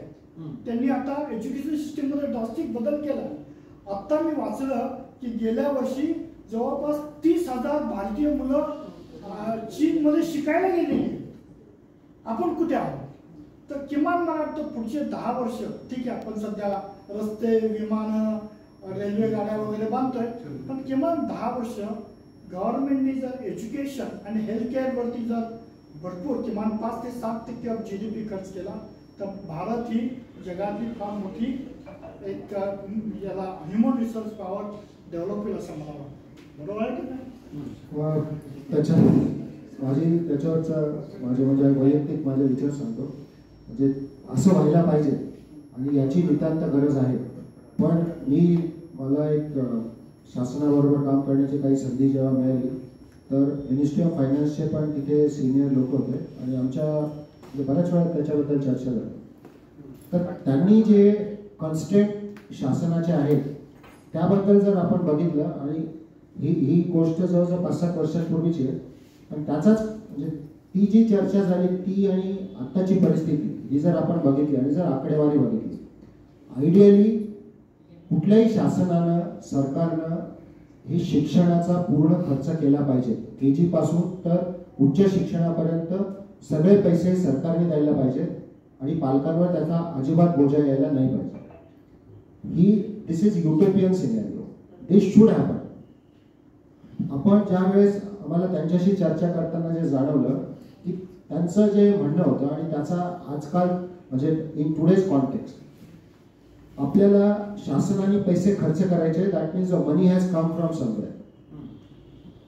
त्याचा तो 2 फॉर्म देऊ शकतो की government has to either print the money or borrow. Printing केलं म्हणजे नवीन नोटा छापल्या तर इन्फ्लेशन वाढेल, चलन फुगवटा वाढेल अँड एका खात्यातून एका खिशातून येणार दुसऱ्या खिशातून जाणार, कारण पगार वाढला असं वाटेल पण खर्च तेवढाच वाढेल. So printing of currency is not a feasible और प्रॅक्टिकल सोल्युशन. आपण जर ओव्हरऑल भारताचं टोटल सेव्हिंग्स किती होते म्हणजे आपल्यासारखे इंडिव्हिज्युअल्स, कॉर्पोरेट्स यांचं टोटल सेव्हिंग हे 10 ते 12% आहे. भारताचा जर फिस्कल डेफिसिट आपण बघितला तर तो 3 ते 4% फिस्कल डेफिसिट आहे. म्हणजे 100 रुपयाचं जर भारत शासनाचं इन्कम असेल तर ते 104 रुपये ऑलरेडी खर्च करतायत. ते खर्च करायला पैसे कुठून येत आहेत? तर that is 3 to 4% of the GDP. ते कुठून येत आहेत? ते मार्केट बॉरोइंग. म्हणजे जे सिटीजन्सनी जे सेव्ह केलेलं असेल किंवा कंपन्यांनी जे सेव्ह केलेलं असेल त्या पैशातून सरकार बॉरो करतं आणि त्याच्यातून इन्फ्रास्ट्रक्चर खर्च होतं. आपण जर आकडेवारी बघायची झाली तर ह्या वर्षी 8 लाख करोड ते 11 लाख कोटी हे भारत शासन हे मार्केटमधनं बॉरो करणार आहे. मोस्ट त्याचे जर आपण पर्सेंटेजमध्ये जर बघितलं तर 12% भारत सेव्हिंग करते, 7 ते 8% त्याच्यातला खर्च हा सेव्हिंग्स हे गव्हर्नमेंटला जाते in the form of GSEC, government securities or in various forms. ते कशासाठी? इन्फ्रास्ट्रक्चरवर खर्च करायला, डिफेन्सवर खर्च करायला, सुविधा देण्यासाठी भारत शासनाकडे जाते आणि ते अनुदान राज्यांना देत आहे, शहरांना देत आहे. ते पैसा तिथे येतो. उरलेल्या 3 ते 4% प्रायव्हेट कॅपिटल म्हणजे आता रिलायन्सला एखादा नवीन प्लांट करायचा असेल, VIP ला नवीन फॅक्टरी टाकायची असेल तर लोन देईल ते 3 ते 4%. म्हणजे थोडक्यात जर आपण बघितलं तर आयडियली शासनाने पूर्ण खर्च उचलायला पाहिजे. त्यांच्याकडे रिसोर्सेस आहेत का? Currently no. फ्युचरमध्ये येऊ शकतात का? पॉसिबिलिटी फार कमी वाटते. त्याचं कारण असं आहे की आत्ताचा शासनाचा आणि राज्य म्हणजे सेंट्रल गव्हर्नमेंट आणि राज्याचा खर्च होतोय राईट टू एज्युकेशन ऍक्टवर, which is for primary and secondary education. त्यांच्या पॉलिसी मेकर्सचं त्यामागचं थिंकिंग असं आहे की आम्हाला आधी पाया मजबूत करायचं आहे. प्राथमिक आणि माध्यमिक शिक्षण झाल्यानंतर त्यांचा निदान ते पायावर उभं राहू शकतील. दुसरा त्यांचा व्ह्यू पॉइंट असा पण आहे की professional degrees are degrees where they can earn the money. If they are able to earn they should pay back in various forms. Having said that sir, higher education agency it has been formed आणि ते I was one of the people who had suggested that की educational इन्स्टिट्यूटला पैसे borrow करता यावेत कमी रेटमध्ये आणि त्यामुळे फीज कमी व्हाव्या याच्यासाठी सरकारने already higher education finance authority HEFA बनवलेली आहे. मागच्या वर्षी त्यांनी जवळजवळ 40,000 कोटी डिस्बर्स केले. त्यांचं पोटेन्शियल 1 लाख कोटी पर्यंत आहे. फिकीच्या कॉन्फरन्समध्ये मी एकदा स्पीकर असताना त्यावेळेस पॉलिसी मेकर्स पण होते. आम्ही त्यांना असं सजेशन दिलेलं आहे की फक्त गव्हर्नमेंट इन्स्टिट्यूट्सला तुम्ही पैसे रेज करून देता आहात, ते जर प्रायव्हेटला करून देण्याचा तुमचा स्कोप वाढवला गेला, educational institute will be able to borrow at a lower cost and the consequence of that will be lower fees. So those could be one option. Other option, जर IIT कडे 700 एकर जागा आहे, that land could be monetized. Alumni could be a part of the network. तिथे जर त्यांनी आपण जर cluster बघितलं, समजा IIT मध्ये त्यांनी 50 एकर जागा 100 एकर जागा या क्लस्टर साठी दिले, that could be revenue generating for them. If they invest into startups, start incubation center, that will create equity for them and they can be financially sustainable. And those could be the models I think which can work in the context. कारण भारतीय economy emerging आहे. It is the government needs to spend a lot of money to do the basic stuffs which are higher priority than paying for higher education. It is the answer that we got from some senior people. Sir माझा एक प्रश्न म्हणजे 2 प्रश्न आहेत actually. की आता जे आपण सगळं दृश्य हे आमच्या समोर चित्र उभं केलं त्याच्यातून फ्युचर युथ मध्ये अनसर्टनिटी येणार नाही का? जॉब कारण अनसर्टन असणार आहे, आज आहे उद्या नाही, आणि त्याच्यामुळे सामाजिक केओस निर्माण होण्याची शक्यता आहे का तसं काही होणार नाही? कारण आपण जे म्हणताय की आपल्या पूर्वीचे जे ज्ञान आहे ते म्हणजे मानसिक संतुलन ठेवण्यासाठी वगैरे सायमल्टेनियसली तसं ट्रेनिंग द्यायला पाहिजे, पण गोदावरती करून थोडीच हे होणार आहे, म्हणजे मनशांती नाही मिळणार. म्हणजे सरकार आज आपल्या भक्ती मार्गावरती जास्त खर्च करतोय असं वाटत नाही काही एज्युकेशन पेक्षा. हा दुसरा प्रश्न माझा असा आहे की याच्यातून ह्या सगळ्या AI सिस्टीम्समुळे करप्शन कमी होईल का?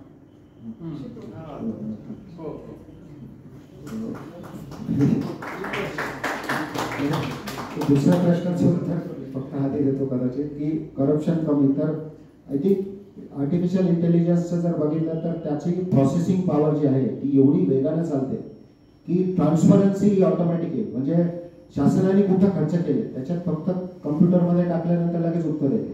सो ट्रान्सपरन्सी आली म्हणजे पारदर्शकता आली तर नॅचरली व्हिजिबिलिटी म्हणजे प्रत्येक नागरिकाला ते समजेल की शासन करतं काय. त्याचं मी उत्तर नाही देऊ शकत. पण त्याच्यात फक्त त्यांनी जे आता कोडनी करतायत ना ऑटोमॅटिक टोल नाक्यावर म्हणजे त्याचे नंबर्स ते कुठे येतात I do not know anything. म्हणजे मी त्याचं उत्तर द्यायला क्वालिफाईड पण नाही. पण त्याचं collection part has been resolve. म्हणजे आता तो जो कोड ते करतात म्हणजे स्कॅन करतात त्याच्यामुळे पैसे त्या टोकनला त्या काउंटरवर देण्याच्या ऐवजी आता ते सिस्टम मध्ये जात आहेत. So there is a visibility, ते ट्रॅकिंग होऊ शकतं. पहिला जो प्रश्न आहे तर म्हणजे पूर्वीच्या काळामध्ये जर एकदा आपण जॉब दिला की मी जसा माझा पहिला जॉब टाटा एक्सपोर्ट्सला होता, असे जर एम्प्लॉयर असले तर एम्प्लॉयमेंट फॉर लाईफ ही संकल्पना आपण सगळेजण ते बघूनच मोठे झालो आहोत आणि ते बघूनच आपण शिक्षण घेतलं की कुठेतरी आय नीड परमनंट एम्प्लॉय. त्याच्यामध्ये प्रिझम्पशन असं आहे की the employer has to survive that लॉ. म्हणजे जो मला जॉब देणारा एंटिटी आहे दॅट शुड लास्ट दॅट लॉ. आपल्या आजकालच्या काळामध्ये जर बघितलं किंवा आपण टॉप 100 कंपनीची जर यादी बघितली भारतातली 10 वर्षापूर्वी आणि आत्ताची किंवा 20 वर्षापूर्वी आणि आत्ताची, त्याच्यामध्ये 4 ते 5 कंपनीज गेल्या तर नवीन आल्या. जगभरातल्या कुठल्याही कंपन्यांची सर्व्हायवल जसं general electric they had massive employment across the world, they are in financial trouble. त्यामुळे जर एम्प्लॉयरच जो एम्प्लॉयर आहे त्याचाच जर फ्युचर अनसर्टन असेल, number 1. Number 2, in my opinion, economies of scale, म्हणजे मोठी कंपनी जर असेल तर त्याची स्टॅबिलिटी जास्त.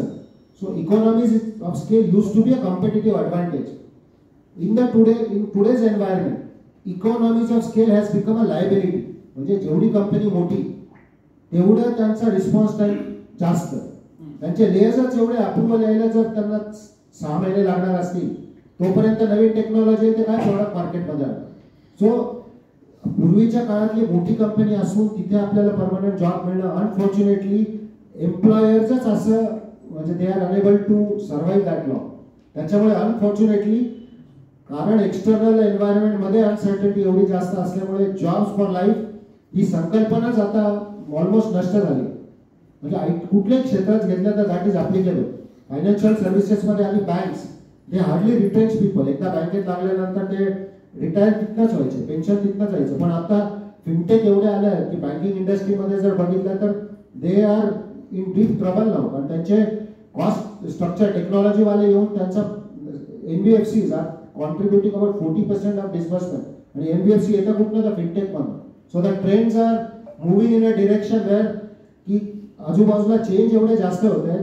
पण त्याच्यातला सॅड पार्ट असा, आणि ते म्हणजे त्याचं उत्तर मला माहित नाही, आपण अनुभवी आहात कदाचित, आपण त्याच्यावर डिबेट करू शकता की त्याचा इफेक्ट हा आपल्या युवा वर्गांवर किंवा प्रत्येक सिटीजनवर एवढा जास्त होतोय की मानसिक आरोग्य हे प्रत्येकाचं बिघडतंय.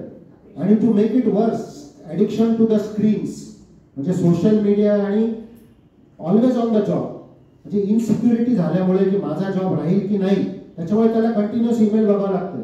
24/7 they are on the job.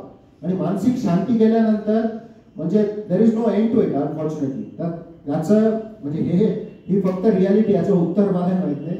I will be very curious to know the answer. त्याच्यात आणखी एक दुष्परिणाम असा झालेला आहे की युथला आता मुलंच नको आहे, कारण की एज्युकेशनचा खर्च इतका जास्त आहे. तो पण मोठा सामाजिक हे होणार आहे ना. आणि ऑलरेडी मॅडम ते चायनामध्ये ऑलरेडी झाले, कारण तिथे हाऊसिंग प्राइसेस एवढे जास्त आहेत तर तिथे मुलं आणि मुली लग्नच करायला तयार नाहीत. आणि पूर्वीच्या काळात म्हणजे हे माझं गेस नाही, द इकॉनॉमिस्ट मध्ये त्याच्यावर स्टोरी आली की पूर्वीच्या काळी मुलगा असणं याच्यासाठी चायनीज कंट्रीना एकच मुलगा आला होता, ते प्रयत्न करायचे. आता मुलगी करण्यासाठी ते प्रिफर करतात, कारण मुलगा असला म्हणजे त्याला स्वतःचं घर घेणं आहे, त्याच्याशिवाय त्याचं लग्न होत नाही. आणि ती जबाबदारी पालकांना एवढी वाटते की म्हणजे it has reach that level. It is extremely sad, very म्हणजे not good for the society. त्यामुळे याचा कुठेतरी अंत कसा व्हायला पाहिजे, पण कसं व्हायला म्हणजे मला त्याचं उत्तर नाही माहिती. एकदम ऍब्सोल्युटली. म्हणजे I am not discouraging AI वगैरे, येस पण बरोबर. पण त्याच्यामुळे अनफॉर्च्युनेटली काय आपण हेल्पलेस आहोत. म्हणजे आपण whether we like AI or hate AI, we cannot ignore AI. कारण आपणच त्याच्यामुळे ऑब्सोल्यूट होऊ शकतो. त्यामुळे जो चेंज एवढा वेगाने येतोय, आपण चेंज झालो नाही तर आपणच we will cease to exist. It is that म्हणजे in a way very strong as a force. मी ऍड करू शकतो. ज्यांनी AIचा शो लावला ज्याला गॉडफादर म्हणतात, जॉर्ज फॅटिंकर काय असं नाव, स्टार्टिंग विथ जॉर्ज इज नाव 80-81. नाही आता जसं ज्यांनी न्यूक्लिअर बॉम्ब करून त्या डोक्याला हात लावून बसले की आता हे ज्यांनी हे गॉडफादर आहेत AIचे, ते आता लोकांना शिकवायला लागले. AIचा जर वाईट उपयोग केला की मानवजातच नष्ट होईल असं डॉक्टर यानिक नोवानी त्याच्या पुस्तकात लिहिलं, जे सेपियन्सचे जे हे आहे. त्यामुळे हा फार मोठा. आणि सर आता आपण जर त्याचा पॅरडी जर बघितली म्हणजे त्याची विडंबना, आपण जर ईमेल मध्ये गेला तर आपण ह्युमन आहोत की नाही हे कोण डिसाईड करतं? AI ते कॅप्चा येतं ना, आपल्याला तो कोड लिहायचा आहे, तर किती काय बायसिकल आहे, ब्रिजेस कुठे, I am not a robot हे आपल्याला प्रूव्ह करावं लागतं. म्हणजे माणसाला मशीन समोर आपल्याला सांगावं लागतं की आम्ही ह्युमन बिंग आहोत. म्हणजे हा एवढा भयावह परिस्थिती ऑलरेडी आलेली आहे. माझा me was in 38 years in education services. तर त्याच्यामध्ये जे आपण आता हायब्रिड एज्युकेशन किंवा आपण जी संकल्पना सांगितली की practical education, hybrid education, job oriented education, is it going on असं काही गव्हर्नमेंटच्या क्षेत्रामध्ये चाललेलं आहे का? कारण की म्हणजे मी जे शिकवलंय त्याच्यामध्ये माझ्या वर्गात 150 मुलं असायची आणि त्यांना मी मराठी भाषा किंवा सोशॉलॉजी शिकवायची. त्यावेळेला त्यांना मला लेसन शिकवायला लागायची, हिस्ट्री, जिओग्राफी सगळं असायचं त्याच्यात. नंतर त्याच्यामध्ये बदल होऊन 56 लेसन्सचे 10 लेसन्स झाले फक्त. आणि त्याच्यामध्ये मला बँकेत जाऊन चेक कसा उठवायचा किंवा म्हणजे मराठी भाषा सोडून सगळं हे सगळं मला त्यांना शिकवावं लागायचं. But it was only theoretical. Practically मला ते पॉसिबलच नव्हतं की मी 150 विद्यार्थ्यांना घेऊन बँकेत जाईल आणि त्यांना ते दाखवेल की चेक कसा खरोखरच लिहायचा किंवा वटवायचा. तर गव्हर्नमेंटचं आता सध्या, कारण मलाही रिटायर होऊन 10 वर्ष झाले, असं काही सध्या चाललेलं आहे की कारण आता आपण जे बोलतोय ते एका विशिष्ट क्लासविषयी किंवा एका विशिष्ट वर्गाविषयी बोलतोय, स्टुडंट्सच्या. आपण मास विषयी बोलत नाहीये की ज्या मासला मी शिकवलंय तो मास अजून खूप मोठ्या प्रमाणामध्ये बाजूला आहे. आणि जर त्याला 2% आपण एज्युकेशनवर खर्च करणार असलो की जे त्या काळामध्ये आम्हाला आमच्या कॉलेजमधल्या अर्ध्या लोकांचा पगार द्यायला पुरत नव्हतं, तर आता सध्या आपण ही सगळी गरज कशी पूर्ण करणार किंवा कशा पातळीवर काही चाललेलं आहे की शिक्षकांचीच गरज किंवा कॉलेजच्या बिल्डिंगला रंग द्यायची गरज पूर्ण करून आपण विद्यार्थ्यांना अशा प्रकारच्या जॉबमध्ये देऊ शकू का किंवा असं प्रॅक्टिकली त्यांना काही शिकवू शकू का? किंवा त्याच्यासाठी मला एक उपाय आता तुमच्या बोलण्यातनं सुचला की एज्युकेशन जे आहे ते एज्युकेशन ठिकठिकाणचं वेगवेगळं पाहिजे. आता मी मुंबईला शिकवलं तर मुंबईच्या विद्यार्थ्यांची गरज वेगळी होती आणि तीच गरज इथल्या सगळ्यांच्या विद्यार्थ्यांची वेगळी असेल. कारण की धड्यांमध्ये आम्हाला निंदणी, कोरपणी सगळे शब्द यायचे की जे मला माझ्या टीचर्सना सुद्धा समजून सांगायला लागायचे की हे काय म्हणतात. तर त्या विद्यार्थ्यांना गरज नसलेलं त्यांना शिकवलं गेलं जात होतं आणि ह्या विद्यार्थ्यांना इकडे वेगळं काहीतरी शिकवलं जात होतं जे मुंबईच्या विद्यार्थ्यांच्या गरजेचं असेल. तर तसं काही बायफर्केशन आहे का किंवा गव्हर्नमेंट तसं काही करते किंवा ॲज अ एज्युकेशनिस्ट तुम्ही काही असे प्रयत्न करू शकणार आहात का किंवा आमच्यासारख्या कुणालाही ह्याला घेऊन की असं एक बायफर्केशन आपण त्याच्यामध्ये करू शकू का की जे प्रत्येक ठिकाणच्या विद्यार्थ्यांची जी गरज आहे आणि त्यांना एम्प्लॉयमेंट मिळू शकेल आणि मग ते आपलं जे उद्दिष्ट आहे की 4% वरून 7 किंवा 10% जायचं. कारण ते प्रॅक्टिकली सध्या म्हणजे मी जिथपर्यंत होते मला अंधारच दिसत होता. पण आता होईल का? आता म्हणजे सगळ्यात चांगली बाब अशी की भारत शासनाने national education policy roll out केलेली आणि महाराष्ट्र शासनाने पण ती ऍक्सेप्ट केलेली आणि हे मागच्या 1-2 वर्षांपासून होते. आणि त्याचे मी म्हणजे फिकेमध्ये मी इन्व्हॉल्व असल्यामुळे आपले माशेलकर सरांबरोबर आणि आमचे त्याच्यावर काही त्याच्यावरही काही युनिव्हर्सिटी रिलेटेड आमचे जे ज्युरी मेंबर जे असतात म्हणजे ग्रँड ज्युरी फिकीचे त्या दरम्यान मला जे इंटरॅक्शन्स करायची जी संधी मिळाली त्याच्यातनं ही भारतासाठी फार चांगली बाब आहे. जी नॅशनल एज्युकेशन पॉलिसी भारत शासनाने जी रोल आउट केली आहे त्याच्यामध्ये फार मोठी फ्लेक्सिबिलिटी ही टीचर्सच्या हातात दिली, विद्यार्थ्यांच्या हातात दिली. त्याच्यामध्ये मल्टी म्हणजे फॅकल्टी की जर आर्ट्सच्या विद्यार्थ्याला सायन्सचे विषय घ्यायचे असतील ते घेऊ शकतील. पोर्टेबल क्रेडिट म्हणजे त्याला एका स्कूलमधनं किंवा एका कॉलेजमधनं दुसरीकडे करताना किंवा बाहेर शिकलं प्रॅक्टिकल नॉलेज घेतलं त्यालाही credit. So it is happening. हे ऑलरेडी होतंय आणि हे म्हणजे आता is a part of the curriculum झालेलं. So that is one thing. Second की आता याचं जर उदाहरण द्यायचं झालं तर न्यू इरा स्कूल जे माझी बाई बघते आणि of course we are the sir Jadhav sir त्याच्या गव्हर्निंग काउन्सिलचे चेअरमन आहे. तर त्याच्यामध्ये जे आता प्रयोग सुरू आहे की कॉन्टेंट तुम्हाला सिलेबस दिलेला आहे, अपेक्षा काय शासनाची किंवा विद्यार्थ्यांची की मुलांना हे ज्ञान समजायला पाहिजे. The mode of learning can be different. आम्ही काही त्याच्यात एक्सपेरिमेंट करतो आहोत की विद्यार्थी student is in charge of the process of learning. म्हणजे त्यांनी काय करायचं समजा इतिहासाचा धडा आपला विषय इतिहास होता, सेकंड वर्ल्ड वॉर, दुसरं महायुद्ध, सब सेगमेंट त्यांनी स्टुडंट्सला ते वाटून देतात. 4-5 मुलांची टीम, तुम्ही इथे यायचं आणि जो मुलगा तुम्हाला जास्त प्रश्न विचारेल त्याला जास्त मार्क्स, म्हणजे तुम्हाला पूर्ण तयारी करायची. त्याचा तो विद्यार्थी ते येतात त्यांचे फ्युचर रेडी स्किल्स काय, interpersonal skills, ability to present, ability to express, जे क्रिटिकल स्किल्स आहेत ते डेव्हलप होतात. बट मोर इम्पॉर्टंटली ते कॉन्टेंट डिलिव्हरी किंवा recipient of the passive recipient of the content म्हणजे कोणीतरी शिकवतं आणि ते ऑब्झर्व करतायत त्याच्याऐवजी ते स्वतः जाऊन सेकंड वर्ल्ड वॉर बद्दल सिलेबसच्या बाहेर जाऊनही ते अभ्यास करून येतात आणि त्यांना कॉम्पिटिशन असल्यामुळे वेन दे प्रेझेंट त्यांना ते पुन्हा वाचवच लागत नाही. कारण आमच्या जे हेड उमा पार्वती मॅडम आहेत त्यांचं एक सेंटेन्स आहे, when you study you know, when the teacher teaches she knows, but when the student teaches they never forget. आणि असे जे वेगवेगळे प्रयोग करून आपल्याला त्याची मेथोडॉलॉजी जर बदलली किंवा सायन्स करताना किंवा प्रॅक्टिकल ओरिएंटेड दॅट याच्यामुळे बरेचसे बदल आता येतात. आणि दुसरं म्हणजे की आता अटेन्शन स्पॅन डेफिशियन्सी हा याला आपण म्हणजे आपण सगळ्यांच्या घरी मुलं असतील 3-4-5 मिनिटाच्या वर त्याला बसवलं एका ठिकाणी तो अजिबात बसत नाही, बोलत नाही, आपण एक कंटिन्युअस फोन बघत असतो. त्यामुळे अटेन्शन स्पॅन डेफिशियन्सी हा म्हणजे whether we like it or not हा फॅक्ट ऑफ लाईफ आहे. त्याच्यामुळे विद्यार्थ्यांना एंगेजिंग क्लास नसला तर ते शिकणंच बंद करतील. त्याच्यामुळे inevitably students have to be implementing national education policy. आणि ही भारतासाठी एक फार चांगली गोष्ट झाली की त्याच्यामुळे probably we will do better than others. Sir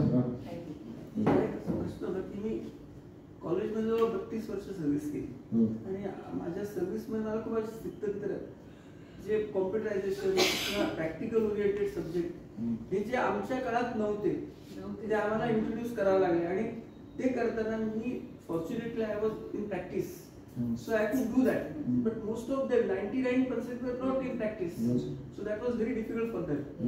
तर मला विचारायचं असं आहे की त्यावेळेस काय आलं की 91 92 मध्ये जेव्हा आम्ही युनिव्हर्सिटीने प्रॅक्टिकल ओरिएंटेड सब्जेक्ट कॉमर्स मध्ये आणले, तेव्हा ते कॉम्प्युटर आणला, अजून वेगळ्या प्रकारचे सब्जेक्ट, सगळ्या सब्जेक्ट मध्ये प्रॅक्टिकल आणलं. तर हा प्रश्न मी का विचारतो त्याचा याच्याशी रिलेटेड म्हणून विचारतो. तर त्यावेळेस मला एक्झिबिशन ठेवावं लागलं डिस्ट्रिक्ट लेवल. आधी कॉलेज लेवलवर लोक घाबरले, मला कोणताच प्राध्यापक तयार होईल याच्यामध्ये प्रॅक्टिकल मध्ये हा काहीतरी मूर्खपणा आमची बदली होईल. पण I did it on my on. आणि तेव्हा दादासाहेब कुर्तीचं उद्घाटन आलं, त्यांना खूप आवडलं.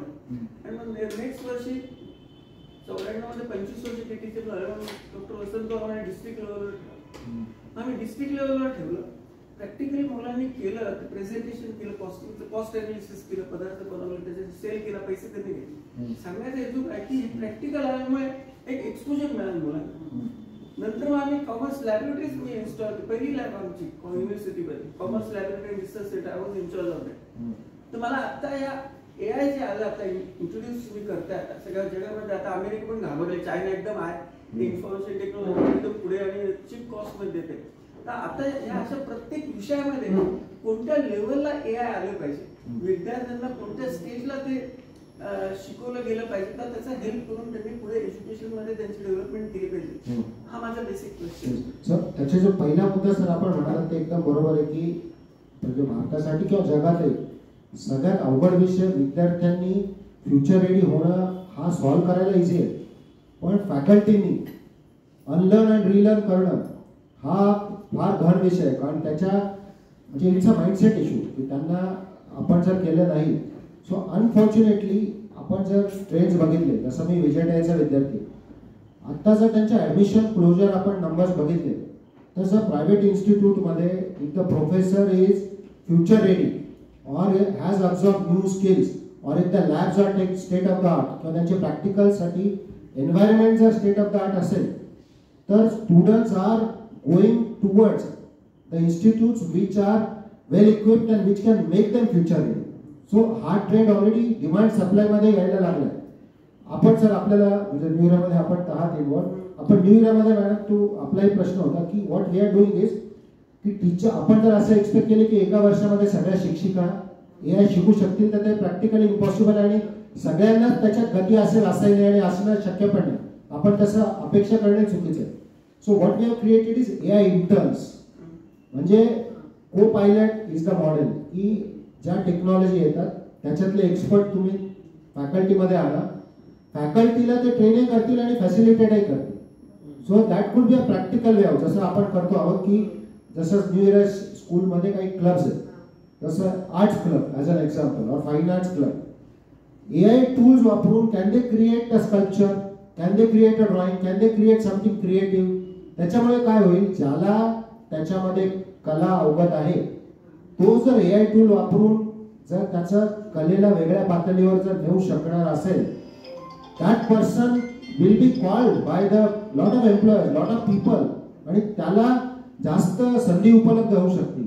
हे त्याच्यातले काही प्रॅक्टिकल अजूनही ते एक्सपेरिमेंट फॉर्म मध्ये आहेत, पण माझ्या मते ते म्हणजे इनोव्हेटिव्ह आता करावंच लागतं. Yes sir. AI आणि वैद्यकीय व्यवसाय, आपल्या भारतामध्ये जो वैद्यकीय व्यवसाय आता सध्या चालू आहे हा एम्पथी ओरिएंटेड आहे. तुम्ही जोपर्यंत पेशंटची एम्पॅथेटिकली बोलत नाही किंवा करत नाही तोपर्यंत हा AI पार्टचा रोल खूप कमी आहे. AI पूर्ण एम्पॅथी देणार पेशंटला.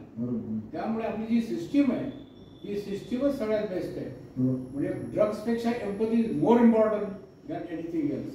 त्यामुळे this will stand for long time in our country. दुसरं तुम्ही म्हटले की आपली जे इकॉनॉमिक ग्रोथ होणार आहे in 12 years they are going to be 3 times more.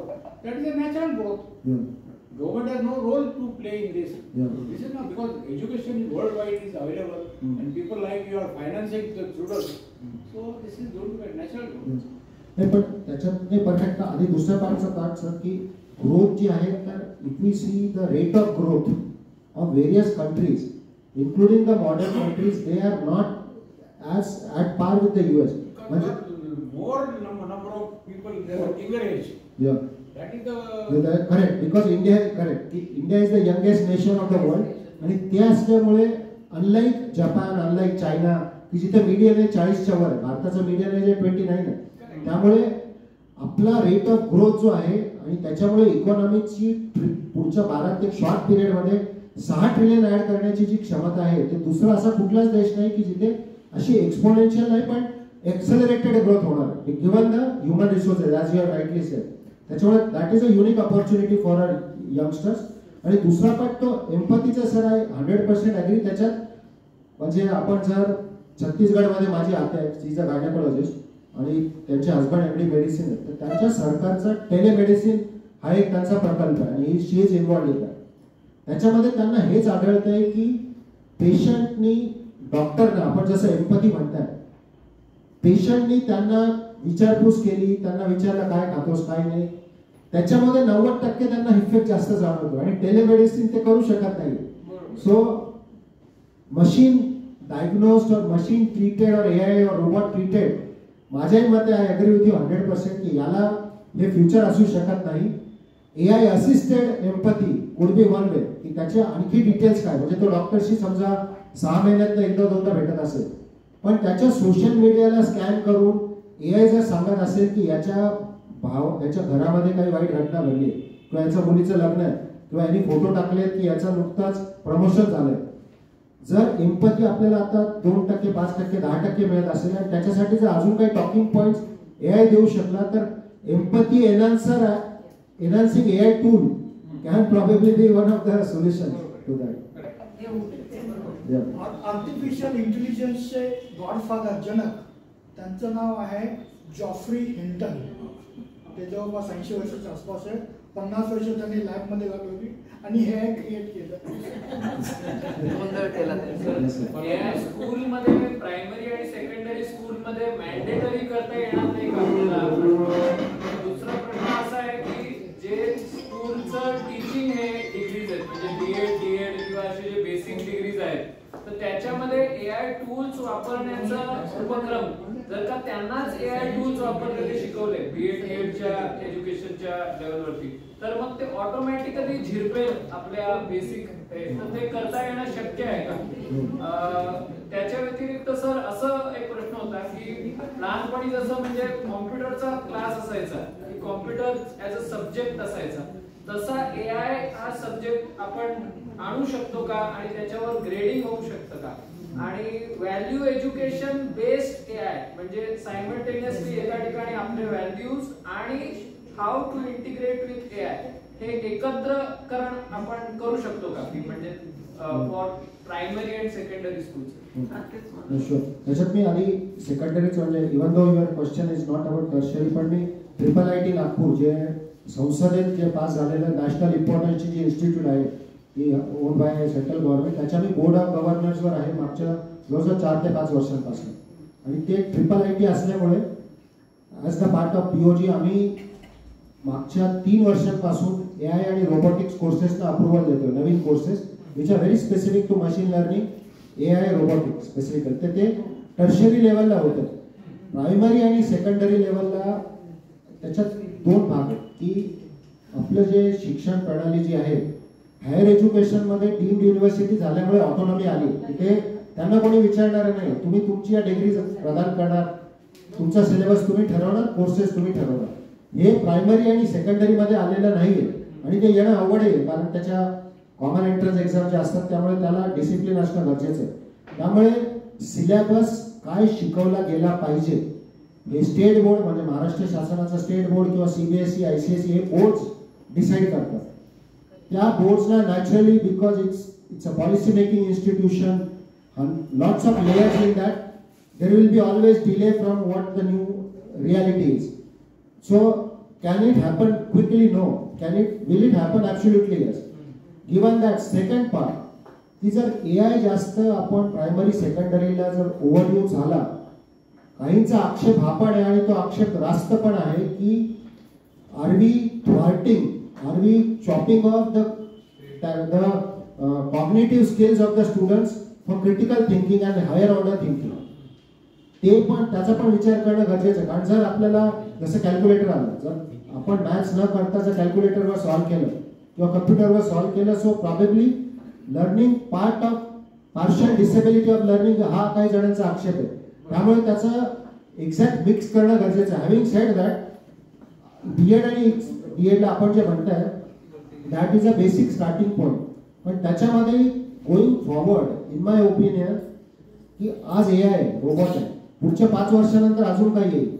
So what is important is एज्युकेशनमध्ये, इस्पेशली B.Ed, D.Edमध्ये mindset change, that every 5 years education as a service.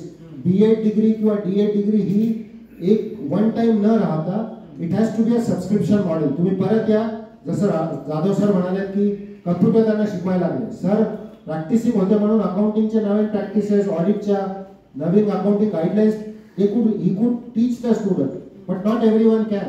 त्यामुळे तिथे पण एज्युकेशन ॲज अ सर्व्हिस येणं गरजेचं आहे. आणि माझ्या मते गिव्हन द सप्लाय ओव्हरफ्लो, म्हणजे आपल्याकडे एज्युकेशनल इन्स्टिट्यूट एवढ्या झाल्या जास्त की त्यांना स्टुडंट्स मिळत नाही. So it's a matter of survival. By compulsion they will have to innovate, आणि हे ऑलरेडी व्हायला लागले प्रायव्हेट एज्युकेशनल इन्स्टिट्यूटमध्ये. It is happening already. मला वाटतं आपण आता थांबूया आणि त्यांच्या मनात आहेत पण आपल्याला वेळेची मर्यादा आहे. Thank you for the opportunity. आपण सगळ्यांनी बोलवला, तेवढ्या मान्यवरांबरोबर ओळख होण्याचा प्रसंग मला मिळाला, ही संधी मिळाली, त्याबद्दल धन्यवाद. Thank you.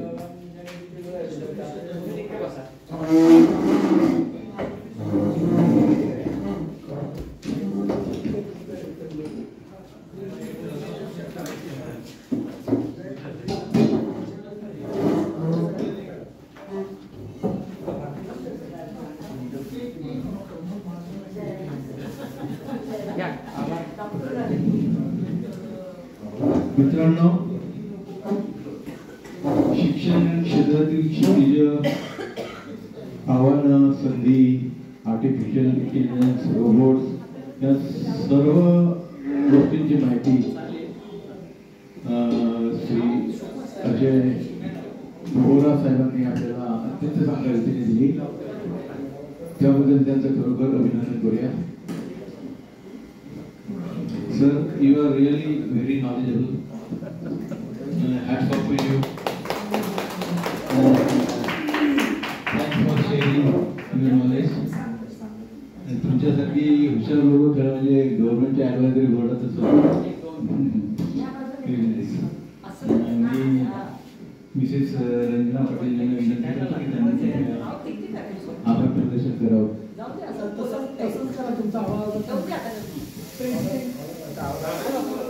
Doctor नीलसे, secretary doctor Jyotna आणि आजचे आपले सन्माननीय पाहुणे, आपण एज्युकेशनच्या पॉलिसी मेकर्सच्या जवळचे आहात म्हणून आम्ही आपल्याला इतका त्रास विचारलेले. आणि आज आपण एवढं प्रचंड आम्हाला माहिती दिली त्याबद्दल मी आमच्या सर्वांतर्फे खूप खूप आभारी आहे. आपले, आणि आपण पुन्हा पुन्हा यावं, म्हणजे तुमच्या बरोबर आम्हाला आणखी इंटरॅक्शन करता येईल. अजून एक शेवटचा प्रश्न असा की समाजामध्ये आर्थिक दरी खूप वाढेल असं वाटत नाही का आपल्याला? आर्थिक दरी ही ऑलरेडी वाढलेली आहे. आपण जर इकॉनॉमिस्ट काही त्याच्यापैकी मला असं वाटतं काहींना कदाचित नोबेल प्राइज मिळाले, त्याच्यात आपले भारतीय पण आहेत, की जी दरी वाढते त्याच्यामुळे आपण जर कॉर्टेज नावाची एक जी काँग्रेस वुमन आहे अमेरिकेत, ती त्यांचं जर मॉडेल बघितलं, त्यांचं असं म्हणणं आहे की socially extreme communism is not working, हॅजंट work in terms of opportunities, inclusive opportunities. आणि कॅपिटलिस्ट मॉडेल अमेरिकेमध्ये ते बघतायत की तिथे एवढी दरी वाढली की तिथं crime rate has gone up आणि विषमता वाढली. त्यामुळे both the models are not working. तर त्यांचं असं म्हणणं आहे की दोघांच्या मध्ये मॉडेल हे सेंट्रिस्ट मॉडेल इमर्ज होते. आणि आपण जर पॉलिटिकली जगभरात जर बघितलं, मागच्या वर्षी जवळजवळ 40% देशांमध्ये निवडणुका झाल्या राष्ट्राध्यक्षासाठी किंवा पंतप्रधान पदांसाठी. त्याच्यातले जे निवडून आलेले आपण जर नेते बघितले, they are not extreme right or extreme left, they are centrist. पण हे असतानाही economic patriotism is the global theme, म्हणजे इनवर्ड लुकिंग पॉलिसीज. जसं ट्रम्प म्हणतात making America great again, Europe म्हणतं की इमिग्रंटना बंदी करा. So inward looking economic patriotism हे त्याच्याचमुळे आलंय की बाहेरचे येऊन आपल्या संधी घेतात. ही जी थिंकिंग म्हणजे पूर्ण जगभर पसरते, त्याच्यामुळे कदाचित पूर्ण जगाची अर्थव्यवस्था ही पुढच्या काही वर्षांमध्ये एकदम वेगळी दिसेल. आणि इकॉनॉमिक मॉडेल हे दोन्ही एक्स्ट्रीमला न राहता सेंट्रिस्ट येईल, ह्या दिशेनंच मला वाटतं जगाची एक पावलवाट चालली असं वाटतं. म्हणजे परत ते पण धोकादायक, ट्रम्प सारखे लोक निवडून येतात का? तुम्हाला बऱ्याच मराठी शाळा बंद होतात ते ऐकलं, त्याचा आणि यायचं काय संबंध? खूप संबंध आहे. मराठी शाळा, जेडपीच्या शाळा म्हणजे काय त्याच्यात पण मॅडम शेवटी म्हणजे जर आता तुमचा काय मला असं वाटतं की जर प्रायव्हेट स्कूल्सना जर जास्त फी चार्ज करायला लागल्या एज्युकेशन शाळांमध्ये राज्यांमध्ये बघतो जसं की तिथल्या शासकीय शाळांमध्ये पण त्यांच्या ऍडमिशनसाठी त्यांना शिफारशी लागायच्या. दिल्लीमध्ये त्या तुम्ही स्वतः बघितलं ना? हो, कारण मी जेव्हा आम्ही ग्रँड ज्युरी फिकीमध्ये होतो तेव्हा एक स्कूलचे काही त्याचे जे एनेबलर्स होते त्यांचं प्रेझेंटेशन दाखवलं होतं. आणि आय गॉट कन्व्हिन्स की शासकीय शाळा पण जर त्यांना वेगळ्या रूपात प्रेझेंट केलं किंवा त्यांना एनेबल केलं, एम्पॉवर केलं, तर त्या सुद्धा चांगल्या करू शकतात. पण ते कितपत होईल, किती लेवलला होऊ शकतात, दिल्लीच आहे तसं. हो, दिल्लीचं उदाहरण त्यांनी केलं. क्वालिटी ऑफ एज्युकेशन बट ते quality of education is also relative term असं मला वाटतं. कारण समजा पूर्ण हिस्ट्री त्यांना फिजिक्स पूर्ण शिकवलं, पण ते रेलेव्हंट आजकालच्या काळात त्या टूल्स बरोबर शिकवणं गरजेचं आहे. So quality is also function of time. Sir आता नंतर बोला तुम्ही. मी अध्यक्षांना विनंती करते.